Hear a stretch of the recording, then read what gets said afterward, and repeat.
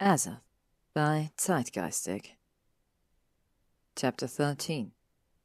Magnum Opus. Magnum Opus, the process of creating the Philosopher's Stone, the greatest work. Ron opened the door when they and Luna apparated into the Weasleys' back garden, already beaming, Ginny right behind him. His smile barely faltered when he saw Draco standing stiffly behind Harry, trying to hold a terrified Peep as far away from his dark-coloured robes as possible. Severia and Crookshanks, for their part, sat cleaning their paws and behaving on top of Harry's levitated trunk. As it turned out, Luna also had a cat, a yellow Tom named Albus Percival Wulfric Brian Dumbledore Grindelwald, which he abbreviated to Alpervu. Ron scrunched his nose. "Mother is like a cat carnivore." Mrs. Weasley's voice came drifting out. "Is that Harry, Ron? Let the boy in. He needs to eat." "Better come in, then," Ron said. He opened the door wider so they could float their trunks in. Mrs. Weasley launched herself at Harry as soon as he was through the door. "Oh, your skin and—" She paused as her hands reached his shoulders. "Well, I'm glad to see they're feeding you up there. Oh, and here's Luna. Dear, you look as lovely as a raindrop. Your father tells us that you've really impressed Phyllis with your work." Luna handled the hugging with much more ease. Even her cat wound its way about Mrs. Weasley's legs during the event. Then she was passed off to Ginny, and the two disappeared up the stairs, chuckling about who knew what. "How are you liking your studies, Harry? Arthur and I expect great things from you, young man. A cure for lycanthropy, maybe?" "Nothing too strenuous, then," Harry thought wryly, but refrained from saying so.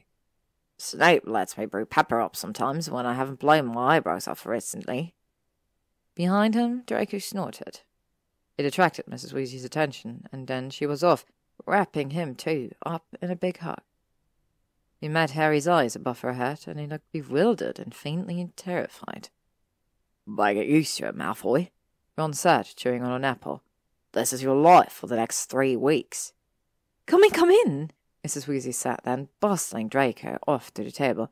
"You're entirely too thin, Draco. We were just finishing lunch. Have a mince pie. Or do you rather like Yorkshire pudding? They're left over from last night." Draco was silent and uncomfortable. I took pity on him and sat down beside him, sliding the mince pie halfway between them. It was entirely too much for either of them separately, as it was not a normal-sized mince pie, but might do well enough if they split it. Harry smiled at him from beneath his lashes as he took a bite, and it seemed to relax Draco enough to follow suit.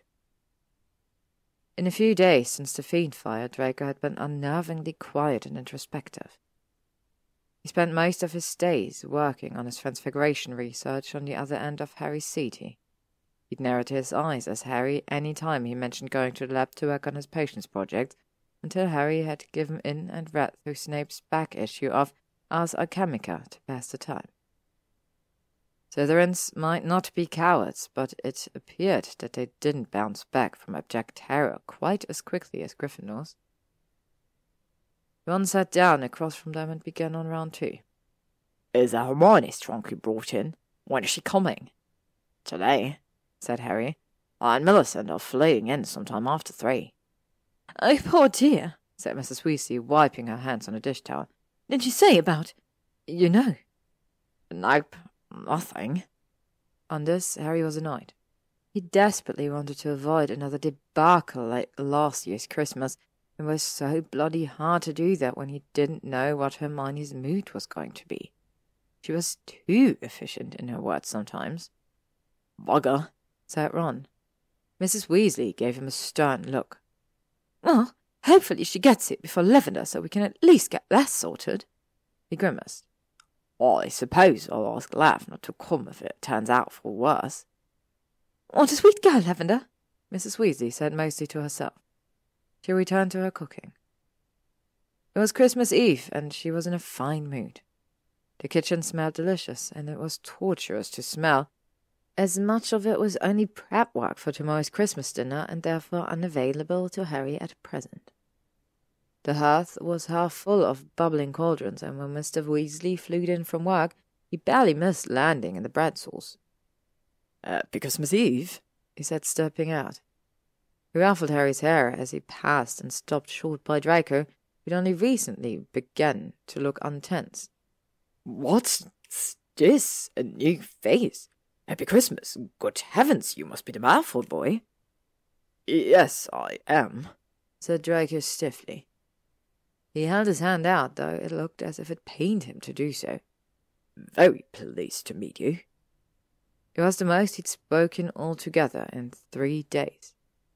"Likewise," Mr. Weasley said, not missing a beat. Ron grimaced into his pumpkin juice, but on the whole was faring rather better than Harry had expected. It was either Christmas spirit or a training or the fact that he'd invited Lavender and he didn't want to open himself up to return fire. They retreated to the living room shortly after. Harry pulled Draco aside when the Weasleys had gone through and said, "You okay?" Draco's mouth was set firmly, but he nodded once. "I should have gone to Greece." Frankly, Harry was surprised he hadn't, but he'd never been one to look a gift Thestral in the mouth. "Well, I'm glad you're here," he said. "With me." He didn't say. Draco glanced away very briefly. When he looked back, his expression was neutral again. "As long as Millicent shows, it will be fine." The Celestina Warbeck started up then. Harry and Draco shared a mutual grimace. "You can tell yourself you came because of the project," Harry said, smirking a bit. He was desperate to unravel the tension between them, but had no idea how. He was tired and sort of regretting ever being so pretentious as to assume they could do alchemy and complete the great work. Draco rolled his eyes and turned towards the living room, but stopped when the flue flared to life. There was a startled yelp and a clanging sound that sent Harry's heart into overdrive as memories of a cauldron full of fiendfire roared through his mind. He turned at once, already calling his magic forth, and flipped his hand, sending a spell to stop the gravy cauldron before it tipped over.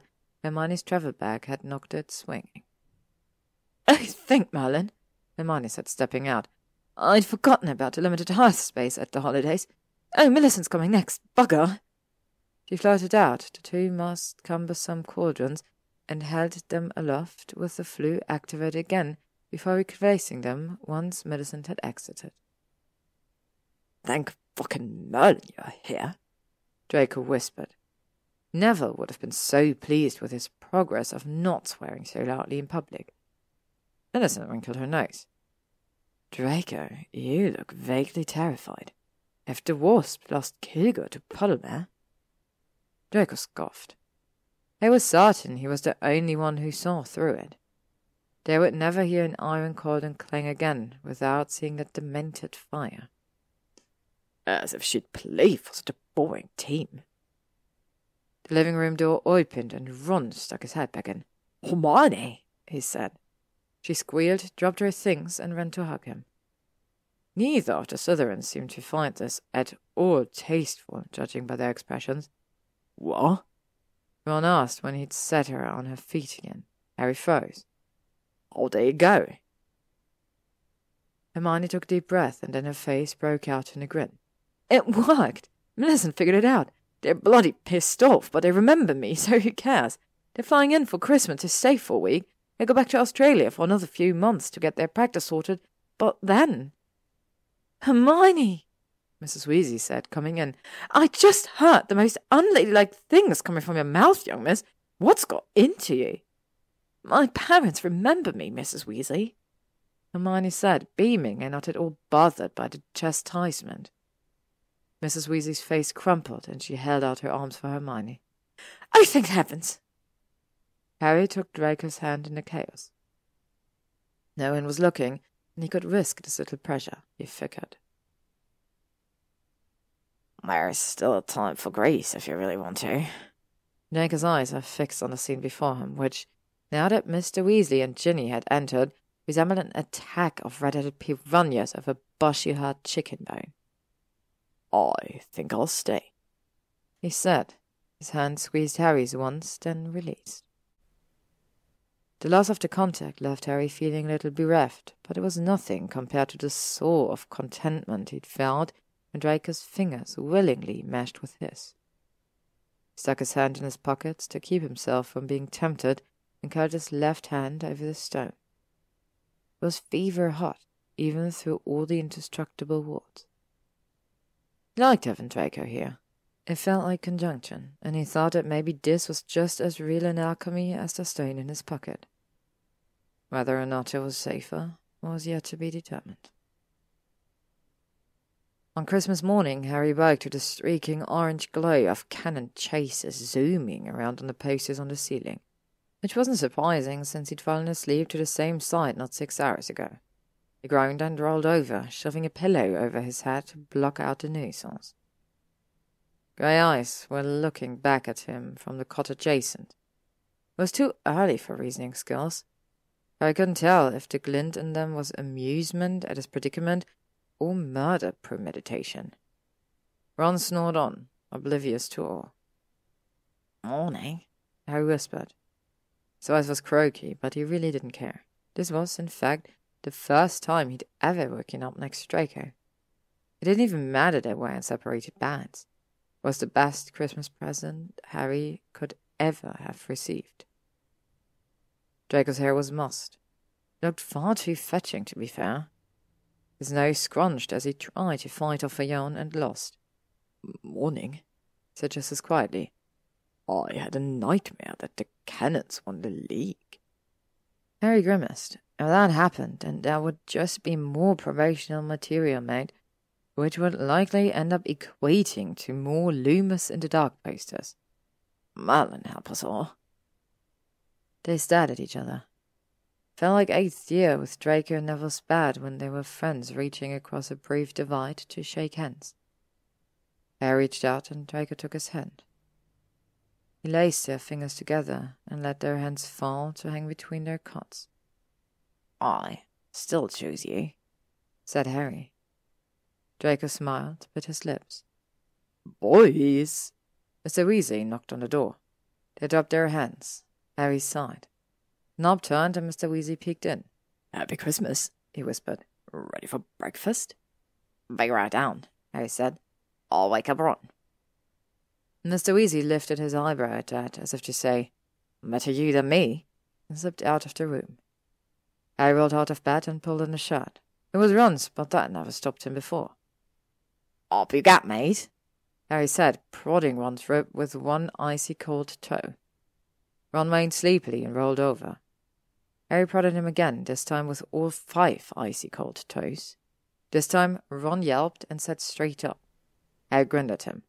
"It's Christmas." "Brilliant," said Ron as if he hadn't been asleep 2 seconds before. He was up and dressed faster than Draco. Downstairs, Ginny, Hermione, Luna, and Millicent were already crowded around one of the table, sorting out waffles and eggs with a plump. Charlie was in from Romania with a very rakish-looking young man whom he sleepily introduced as Claudio.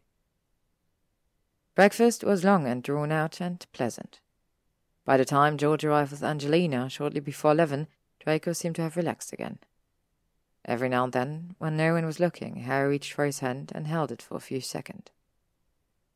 They had a pick-up game of 4-on-4 Quidditch after lunch. Millicent was a ferocious beater, and even though they'd never worked together before, she, Angelina, and Ginny performed as if they'd always been on the same team.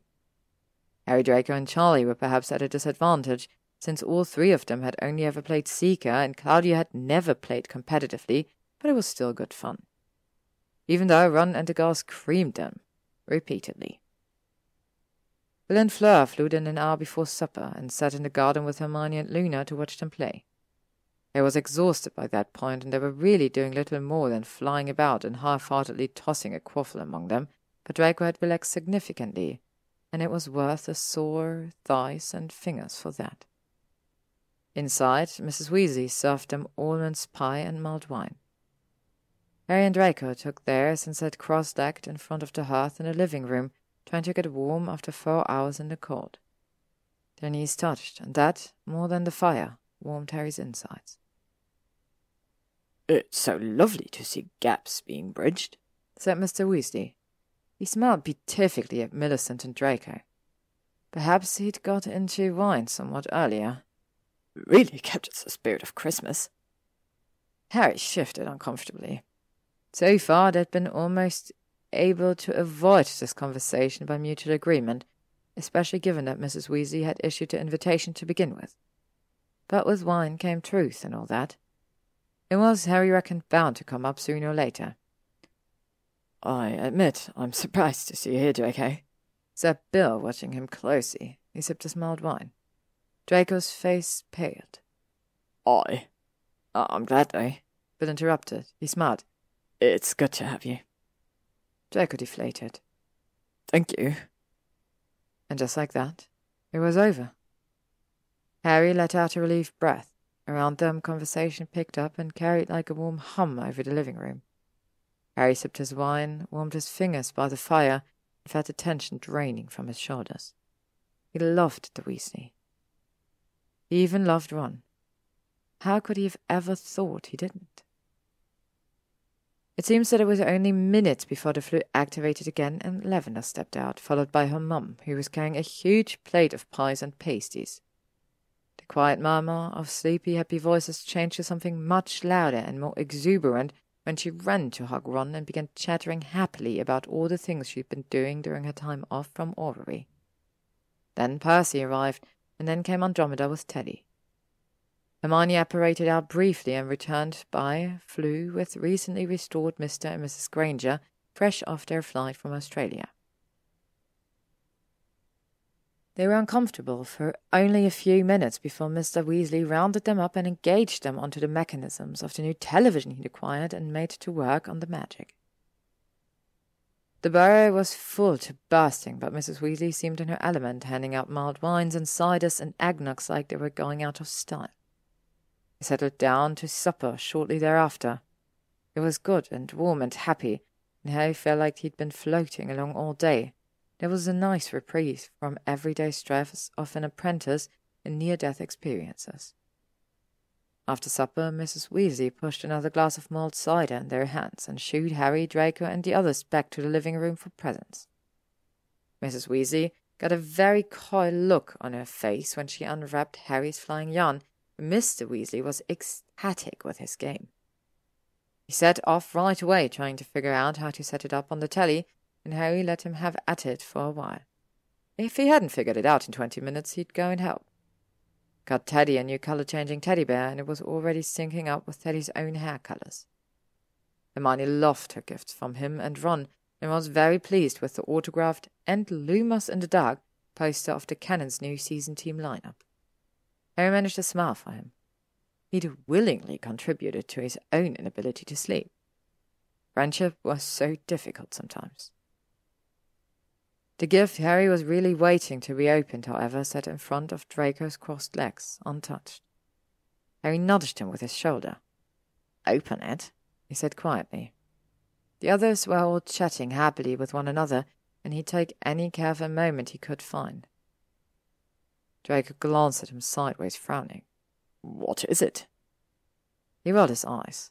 "Open it, stupid." Draco frowned some more. Finally he sighed and reached into his pocket, pulling out a small package which he set in front of Harry on the floor. "You first." "Same time," Harry offered. "Same time," Draco agreed, albeit reluctantly.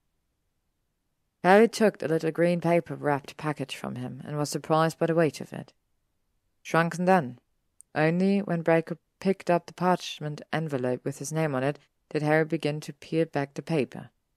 Inside was a little wooden box. He flipped the lid on it and peered inside. There was a tiny cauldron, no bigger than the palm of his hand. It was super adorable as far as cauldrons went. He pulled it out, carefully admiring the fine details and the sturdy bottom. It must have weighed at least 20 pounds, though. "It's shrunken," Draco said. Harry glanced at him to find that his blonde eyebrows were lifted in a manner which suggested Harry to be an idiot. Harry tapped it with his wand, and the cauldron grew until it was a standard number 2, made completely of pinkish-grey gneiss they'd become so intimate with. He beamed. It was brilliant. "I transfigured it," Draco said. "You replaced the one we melted." Then he shrugged, as if he was suddenly uncomfortable, but was determined to show that he didn't care. I don't know if any dead beetles have crawled over it, but I suppose it wouldn't be a bad idea to take it out there and let one of them try. It may be useful yet. That, Harry thought, was a brilliant idea too. I love it, he said. Now I can brew cell ammoniac potions too, since I've got a handmade stone cauldron. Draco grinned crookedly. He slipped his fingers beneath the seal of the envelope Harry had given him and reached in. There was a sheet of black parchment with animated firework. He flipped it open. There was a single silver foil ticket inside. Harry heard his startled intake of breath. "The World Cup?" he said. "Yep." He flipped it over and read the back, detailing the things afforded with said ticket. One hand reached over and gripped Harry's knee hard. "It's for pitch-side seating with the team. Hermes is playing for England this year. Harry." "Obviously," Harry said. Draco turned to him. "There's only one, though. Where's yours?" Harry smiled softly. "I'm not going. This is just for you." Draco looked away again. "Because I'm afraid of being caged," he guessed. He didn't have to answer, but he did anyways. "I'll never cage you. I want whatever you're willing to give. And if you ever want to leave, I love you enough to let you go, and let this be enough." Draco made a short sound in the back of his throat. His fingers clenched against the edges of the ticket. He cleared his throat. "Thank you. It's brilliant." Harry beamed at him. Draco had a smile behind his glass, and he sipped on his mild wine again. "I've never had this drink before," he said. "That thought it was common." That sounded about right for Lucius Malfoy, Harry reckoned. "And now that you've had it, what do you think?" Draco shrugged and swirled his glass, sending a little orange rinse spinning. "It's nice. My mother used to say there was life in wine. I wonder what she'd said about adulterated wine." "I wouldn't trouble her with that," Harry said. "Maybe just cast fiend fire on the glass to separate out the common parts." As soon as he said it, he stiffened. "Sorry, No." Draco whispered and stared harder into his glass. "Wait, I'm thinking. Shut up." Harry did. "It's wine." Draco whispered a moment later. "Aqua vitae. It's wine." Harry lifted his eyebrow. Even he knew that. "Distilled wine, really? Even better, it's purified, and it's wine. It's fermented." He glanced around the room, then casually flicked his wand, erecting a muffling charm. "That's what we need for the next step." The next step was fermentation, a process that started with decay and putrefaction and ended with rebirth of the spirit, quite literally in the case of wine, and thus the reason wizards called alcoholic drinks such. It was, according to Harry's notes, a process both metaphorical and alchemical. First came death and decay, only after it could life renew. Harry rather thought he was a living example of alchemy, as he'd done the very thing one night in the Forbidden Forest. The room erupted in laughter all around them, startling Harry and Draco both. Harry turned and found more than a dozen people, red-faced, looking at him. "What?" "Mum was telling them about when you and I went to Australia for the first time, when you know." Harry flushed. "I was trying to help." Everyone started laughing again, and Harry could practically feel Draco's curiosity, like it was a tangible thing. Like fuck he'd explained this one. Unfortunately, Hermione seemed to find this was an appropriate time to get him back for snitching on her animagus form. She grinned at Draco and said, "He said to my dad, 'Don't you recognize us? We're famous.'" Draco snorted, bumped his shoulder into Harry's. Harry grinned at him reluctantly. He shrunk his cauldron and tucked it in his pocket. He had precisely the right way to break it in. It was nice just sitting here in front of the fire, listening to so many people being so happy together. Mrs. Brown and Mr. Lovegood were having a very unconventional and robust conversation about printing with edible ink. Mr. Weasley, with the help of Mrs. Granger, had finally got the PlayStation working and were fumbling through their first attempt at Dance Dance Revolution. It was more perfect than even Harry had ever hoped when he went out to Muggle London to buy it. Could already see Mr. Weasley improving and hoped in time that he would get into the really acrobatic mood for all family gatherings. It was really late before the Grangers, Mrs. Brown, and Mrs. Lovegood left for their own homes. Harry, Draco, and Ron were all yawning hugely by the time they stumbled into bed. Even the stupid little posters above his bed didn't keep him from passing out, dead asleep within minutes. "Lavender still wears negligee to bed," Hermione announced the next morning, flopping down on Ron's bed and shoving him towards the edge to get more comfortable. He groaned and stuffed a pillow over his head. "Did you know?" "Better get off his bed," he advised sleepily. "She might come in and screech at you. Does she still do that too?" Hermione removed herself immediately from Ron's bed and replaced herself on Harry's instead. Harry should have seen that one coming. "I don't know," she admitted, "but I've no inclination to find out. Merlin, I didn't think it was possible to sleep 5 women in Ginny's room, but somehow it happened." "I'm sure it didn't hurt that you shared a bed with Mill," said Draco into his pillow. "Hello there, Malfoy. Awake, are you?" "Unfortunately. Why are you?" Hermione sighed philosophically. "I didn't share a bed with Mill. We're being respectful." All 3 men snorted. She elbowed Harry in the ribs, and he stuck his head up long enough to glare as best as he could without his glasses. "Why aren't you 3 up yet? Lavender's already downstairs making breakfast with your mum, Ron. Did you know this would happen?" "I'm sleeping," he said. "I have no idea how you can sleep with those neon quaffles zooming around on your ceiling," she said. "Harry, get up. I can't go downstairs alone. Lavender's making me feel inadequate, and I refuse to bow to gender stereotypes." "So hire a fucking house elf to cater full English. Then have it make me some fucking tea since you're so determined to wake me up," Draco said. By this point, sleep was a lost cause. Harry briefly considered smothering Hermione with his pillow, but in the end decided that it would take too much energy. He dragged the blanket off his face and rolled to face Hermione. She looked at him expectantly. He hoped he had morning breath. "Oh, good, you're awake." Apparently not bad enough morning breath. At that point, the door opened again, and Mill, Ginny, and Luna came in, all 3 eyeing Harry's bed with thinly disguised interest. "Great." "Hermione, I thought you were seeing Millicent," Ginny said. "As did I," Millicent agreed. She went to sit on the edge of Draco's bed, wordlessly handed him the sporting section from the Prophet. "Harry, when are you going to start seeing someone?" Ginny asked. Harry froze. Hermione felt it and looked at him oddly. "Oh, never, probably," he said. "Never?" Ron asked, finally turning his head to blare at them. He raised an eyebrow, smirking sleepily in Harry's general direction. "Why? Haven't any fit blokes caught your eyes by now?" "I'm interested in that answer as well," Draco said.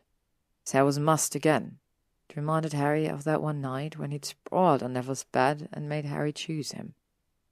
"Ron, Harry's bisexual, not gay," Hermione said, as if this were a conversation they'd had more than once. Harry really hoped it wasn't. "Don't presume he's only looking at other men." "When he prefers men," Ginny said. "Thank you, Harry. That's why we didn't get back together. Didn't you know, Hermione? He never wanted to have sex." "He better not have," Ron muttered. Hermione was staring at him again, and given she was only 6 inches away, it was more disconcerting than usual. Ginny looked to Hermione as if sharing something profound and said, "We like the same Quidditch players. It should have been a dead giveaway." "Yes, but—" Harry groaned and flopped back against the bed. Whatever happened to holiday spirit and all that rot? "Dexter Loop is fit as fuck," he said in his own defence. Looked to Ron for support, and Ron shrugged. "I suppose. If you like having bollocks near your face and stuff, I don't really think I will, though. I'm grossed out enough by my own after a day in aura training, and I know where they've been, you know. Can you imagine what loops would be like after 3 hours Quidditch game?" There was entirely too much for Harry. His face felt like it'd been set on fiend fire. "Butter?" The voice was muffled, as if buried beneath a pile of socks and pants, which in fact it was. Potter, come here immediately." Was there no mercy in this world? None at all. He rolled over and reached blindly about in his bag. His fingers closed around a frame, and he tugged it out. Snape glared at him from an 8x10 canvas. "I do not want to know a single thing about your sex life or lack thereof, Potter. Stop this at once." "Oh my God," said Ginny, cackling and carrying around Snape's portrait. "Miss Weasley," Snape said, deadly quiet, "if you would like for that incident I witnessed during your 4th year to remain clear of Dumbledore's ears, and given his habit to gossip the entire ministry, then I suggest you desist." Ginny sobered at once. "Yes, Professor, sorry." "I have to," Harry said, glaring at her portrait. "He's making me work on my projects during break. Do you think Snape believes in Christmas spirit?" "I do not," Snape affirmed, in case there were any questions. "I wish I had a portrait of Professor Flitwick to carry around," Luna said. "He's rather handsome, isn't he? But he isn't dead, so it wouldn't work anyway. It's okay, since he's very easy to find when I have questions about my project." There was an awkward silence. Then Draco said, "I wish I had one of McGonagall, actually. She's not easy to find." On that note, Harry decided it was time to end this. He had a better way to keep Snape quiet. He rolled out of bed and offered his free hand to Hermione. "Ready to face Lavender's cooking?" "I suppose," Hermione said. Harry scrounged for his shirt on the floor and came up with a blue one that said, "Yes, the carpet matches the curtains," and slipped it on, though he did eye Ron with some degree of horrified curiosity. Ron shrugged, and having had enough, Harry tucked Snape's portrait underneath his arm and led Hermione from the room. The rest of them could sit there and laugh at his sex life all they wanted. Downstairs, Lavender was pouring Mr. Weasley some tea with her wand while instructing Mrs. Weasley on how to make homemade filo pastry.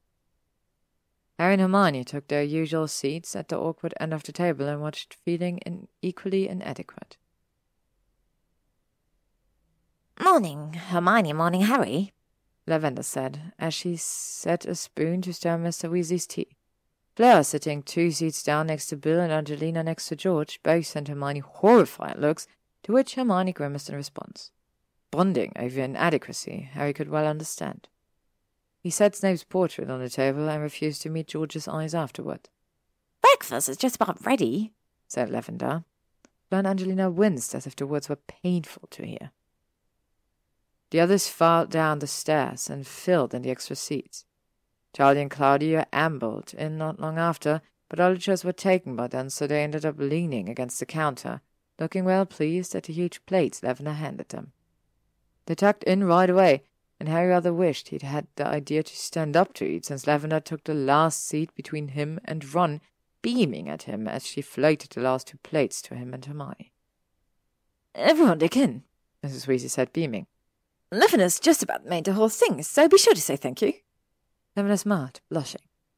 One half of her face dimpled, and one half still had 4 sharp slashes up her cheek and another 2 down her neck. Harry rather thought it made her look even more fit than she'd been at Hogwarts. He did have a bit of a thing for that bad boy, bad girl look. Draco Millicent, par exemple. He took a bite and stopped. Next to him, Hermione froze. All around the table, bodies were tensing as if a wave had rushed through them. Harry stared at Ron, horrified, and then found Mr. Weasley giving him the same look. Hermione's fingers dug into his thigh painfully. Claire looked as if she might well be on the verge of tears, but it could have been from the hormones, since she was pregnant. "Is it okay?" asked Lavender, sensing the disquiet. At this point, Harry, and he was sure nearly everyone else, was feeling a very acute and terrifying sensation. Because it was brilliant. It was the best thing he'd ever eaten in his life. It was better than anything Hogwarts had served. It was horrifyingly better than Mrs. Weasley's cooking. And there came the fear-inducing problem of having to tell Lavender it was good without letting on that it was so good it was better than Mrs. Weasley's. Ron caught Harry's eye, smirking smugly. "Oh, no, it's good, Brown," said Millicent, who was generally unaffected by discomforting situations. "I like it," Luna, also unaffected, added. "It really is very nice," came chorus of replies, and breakfast resumed. Next to him, Harry felt Lavender deflate in relief, which was great and all, but still remained one of the most uncomfortable meals of his entire life. And he'd had to eat Hermione's camp cooking for 9 months. To be continued. Thank you for listening to this chapter of Azoth by Zeitgeistic. If you'd like to stay up to date on upcoming chapters and stories, you can follow me on YouTube, Spotify, or AO3.